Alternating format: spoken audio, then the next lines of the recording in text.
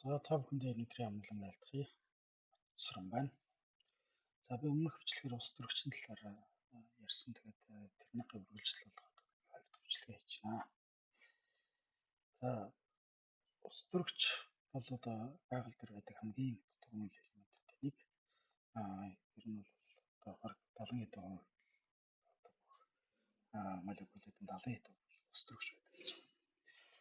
Тэгэхээр тийм учраас ус төрөгчийг ер нь бол хамгийн ирээдүйн энергийн гол их усруудын нэг гэж үзэж байгаа тул өвчнөд орнод бол маш их хэмжээний судалгаа хийгээд үйлдвэрлэлийн одоо процессыг реалитет ашиглаад мөн яг энэ төрлийн одоо ирээдүйн 2050 оны зураглалаа гаргаад тэгээд процесс одоо бэлдээд ингээ хийгээд алид эвлчихэд явж байна л да.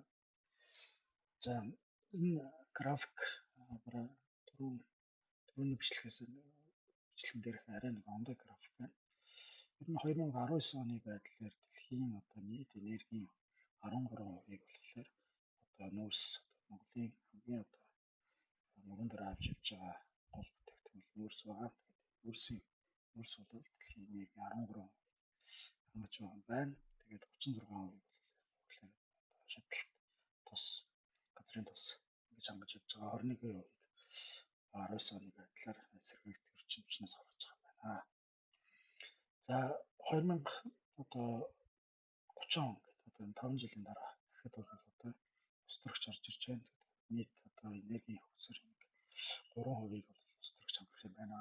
Тэгээд 8% одоо Монгол нүүрс бол одоо багасаад 8% болж байна. За ингээд ирээдүйд ер нь бол болохоор 2050 оны байдлаар сэргийлэх эрчимч бол хамгийн одоо том их усэр болно. Энерги их усэр болно. Харин бидний одоо Монголын эдийн засгийн ганц төлбөр болж явж байгаа нүүрс маань 2% болж ингэж буурах юм байна.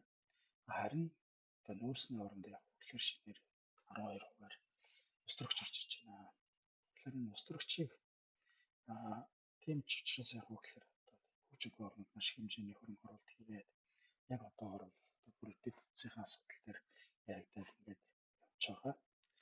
Тэгэхээр Монгол орн ирээдүйд одоо нэгдүгээр төвөрийнхөө энергийн хөсөөр зөв сонгож энергийн хөсөр өөрөө үйлчлэх хэрэгтэй болно. Харин ирээдүйд одоо тоглогч болох энергийн бас экспорт оролцох боломж бүрэн байгаа. Тэгээд энэ бол одоо ус төрөгч юм гэсэн ийм бодол байна. Тэгэхээр хамгийн гол нь яг энэ төрлийн ийшээ одоо чиглэсэн судалгаа шинжилгээний ажлууд, дэд бүтцийн ажлуудыг одооноос хийж явах бол одоо яг бид нар энэ түүхэн хүчлэгийг алдаж болохгүй яг энэ дээр одооноос судалгаа хийх хэрэгтэй байна. За ус төрөгч тэгэхээр ер нь бол ийм ус төрөгч ер нь ямар салбаруудад илүү ашиглагдах юм бэ? Тэгэхээр одоо тайврын салбар одоо ер нь бол зам тайврын салбар бол жижиг машин байна. Эсвэл автобусчууд юм уу? Хот тайврын автобусууд төрт бол цахилгаан хөтөлбөртэй машинууд бол ирээдүйн гол зам тайврын машинууд байх юм байна. Харин маш их хэмжээний чадал шаардлагатай том хэмжээний тракторууд эсвэл үйлдвэрийн том чадал хэрэгтэй холын тээврийн автомашинууд эдгээр бол хөглөр ус төрөгчөөр явж байгаа. Тэгээд ус төрөгчөөр явах нь бол ашигтай байх юм гэсэн судалгаа гарч байгаа. Би яг өөрөө бол одоо Германд энэ ачааны машины ус төрөгчийн хөтөлбөр дээр ажилладаг. Ачааны анхны удаа ачааны машинд хэдийн үйлдвэрлэл гараад эхэлсэн. Ингээд явж байгаа. Тэгээд энэ Германы том ачаа тээврийн автомашины үйлдвэрлэлүүд бүгдээрээ ус төрөгчийг 2030 оноос эхлээд ус төрөгчийн хөтөлбөртэй машин гаргана гэдэг ингээд хэдийн одоогоор туршилтын ажил хийд явж байна. За ус төрөгч бол яг хөглөр ирээдүйд энерги маш их шаардлагатай химийн үйлдвэрүүд эсвэл төмөрлөгийн үйлдвэрүүд маш их ашиглагдах юм байна. Тэгээд өстрөгчөөр нь ялгаад авсны дараа хүчилтөрөгч байна. Хүчилтөрөгч бол бас химийн элемент болгож ингээд авч явах бол химийн элемент одоо химийн үйлдвэрүүд бас их ашиглагдах боломжтой. Тэгэхээр ийм байгаад байна. За Монгол орны хувьд ер нь өстрөгчийг өөрөө гаргаж авах аргачлалууд нь усыг ямар нэгэн одоо нэг өстрөгчөөс уснаас ялгаж авах энерги хэрэгтэй. Тэгэхээр тэр энерги ямар төрлийн энерги ашиглаж одоо өстрөгчийг ялгаж авч байгаа гэдгээс шалтгаалаад усын тэр технологиос ашиглаж авч байгаа технологиос шалтгаалаад өстрөгч, ногоон өстрөгч, ягаан өстрөгч, бор өстрөгч гэдэг ингээд өнгөөр ялгаж байгаа. Тэгэхээр ногоон өстрөгч бол яг тэгэхээр цэвэр одоо эрчим хүчний энергийг ашиглаад гаргаж авч байгаа энэ өстрөгч бол ногоон өстрөгч гэж. Харин ягаан өстрөгч гэдэг нь бол цөмийн энерги ашиглаж усаа задлж авч байгаа энэ аргачлалыг бол ягаан өстрөгч гэж ингээд явж байгаа. Тэгэхээр ер нь бол одоо Монгол улс гэхээр өргөн утам газар нутагтай 240 хоногийн гарлаг байдаг сал хэрэгтэй. Ийм учраас яг хөдлөг Монгол улс өстрөгчийн үйлдвэрлэлийг энэ салбарт орж том тоглогч болох бүрэн боломжууд байна. Нэгдүгээр Монгол улс өөрөө үйлдвэрлэж болж байна. Хамгийн гол нь тэр үйлдвэрлэсэн бүтээгдэхүүнээ гаргаж зарах дэлхийд зарах зах зээлүүд маш их ойрхон байж байгаа. Жишээ нь Япон улс бол одоо яг хөдлөг анхны өстрөгчийн машинуудыг дэлхийд гаргацсан Toyota Mirai гэдэг өстрөгчийн хөтөлбөрт ачааны жижиг тээврийн машин зам тээврийн машинууд бүр гарцсан байна. Солонгос бол одоо яг хөдлөөр явсан чиглэлээр их судалгаа хийгээд өстрөгчийн жижиг тээврийн ачааны машинууд эхэлсэн байж байна. За хятад улс өстрөгчийн нэлээд том тоглогч болно гэдгийг бүрэн зарласан. Шинжээ авахрын нутаг болон өвөр Монголын нутаг дээр ийм том зэрэг төрчин хүчний паркууд бариад тэгээд тэр паркууд дээр тулгуурласан өстрөгчийн одоо станцууд бариад эхэлж байгаа. Тэгээд энэ станцууд барихаас гадна яг хөглөр дэд үтсийн асуудал тэрийг одоо өмнөд хэсглүүгээ хандах пайплайнуудыг бас төлөвлөгөөнүүдийг аль хэдийн явж байгаа байлаа.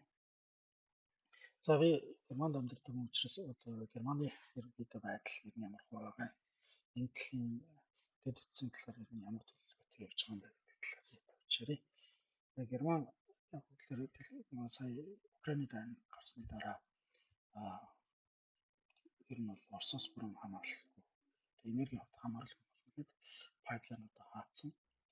Тэгээд пайплайнуудаа хаасан хамгийн гол нь энэ дайнаас том сургамж нь юу гэхээр ер нь бол одоо энергийнхээ үсэр солонгочруулах тэгээд их үсрүүд авж байгаа сувгуудаа маш олшруулах хэрэгтэй байна.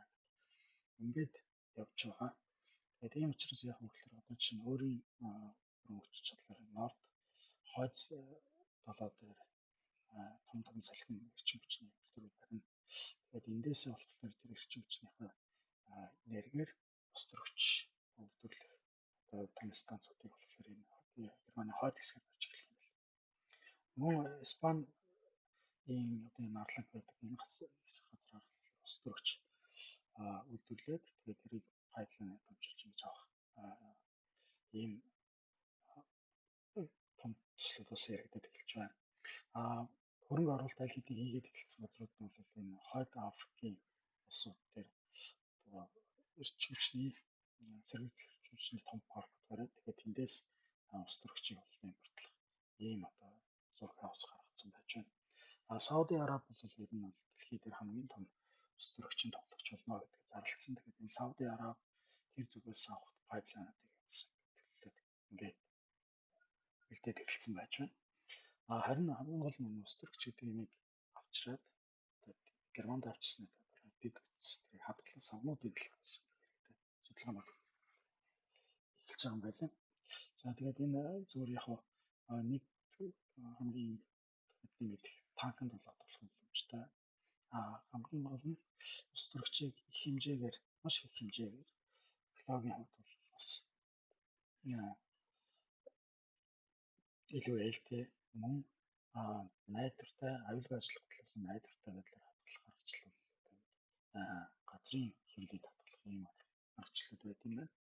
Тэгэхээр ингэхийн тулд яг хөглөр том том газрын маш их тийм том том давсан давхархууд байдаг. Тэгэхээр энэ давсан давхархуудыг давхархтай яг хөглөр ийм том хэмжээний агуулга бариад ахуй үсгээд хэмэл тэгээд эндээ ингэж нострогчийг хадгалах боломжтой гэдэг судалгаанууд хийгдээд ингээ явж байгаа. Тэгээд энэ хаана барих боломжтой вэ гэдгээ бүрнүүдээр гаргацсан юм. Германы энэ хойд хэсэг Хамбургийн ойролцоо мөн Бремний ойролцоо ийм том хэмжээний агуулгууд хийх боломжтой давсан давхархууд байдаг. Тэгээд тэндээ бол яг тэгэхээр том агуулгууд барина гэдэг. Ингээд эхэлж байгаа. Яг одоогийн байдлаар болохоор газыг бас ингэж хадгалт юм байна. Тэгэхээр газыг хадгалж байгаа юм. Газыг агуулгах тэр нэг агуулга бүрэн цэвэрлээд тэгээд тэрийг устөрөгч ирээдүйд хадгалахаар одоо ингэж өөрчлөлт ингэж өөрчлөнө гэдэг төслүүд бас эхэлсэн явж байгаа юм байна. За ингээд бүрэн баригдсан газын агууг одоо устөрөгчийг болгож өөрчлөхөд доройж одоо 6-аас 8 жил хэрэгтэй гэж ингэж яригдж байгаа юм байна.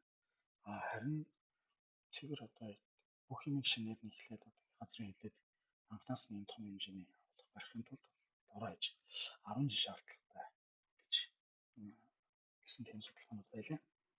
Тэгэхээр одооноос бол одоо ингээ хаана барих вэ гэдгийг тодорхойлоод ингээ явж байгаа. Тэгэхээр 2-оос 3 жилийн дараа эхэллээ гэдэг нь 2040 оны байдлаар бол агуулгах самнуудыг Германууд хэлтийн бариад эхлэх нэ. Тэр нь бол ашиглалтанд ороод эхлэх юм байна.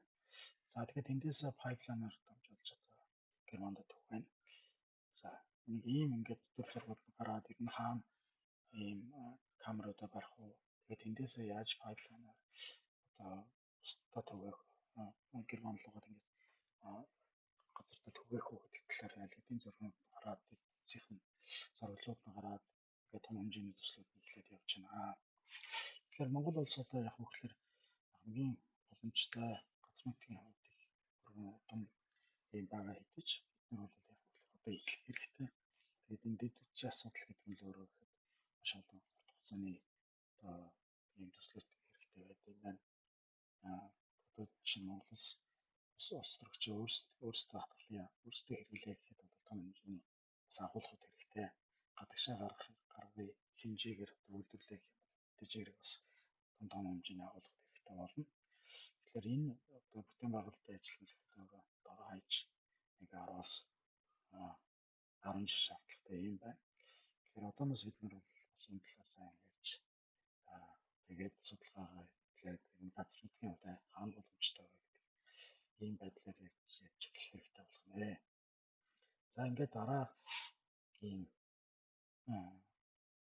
бичлэгэн дээр устөрөгчийн хөтөлбөртэй машинууд ярина.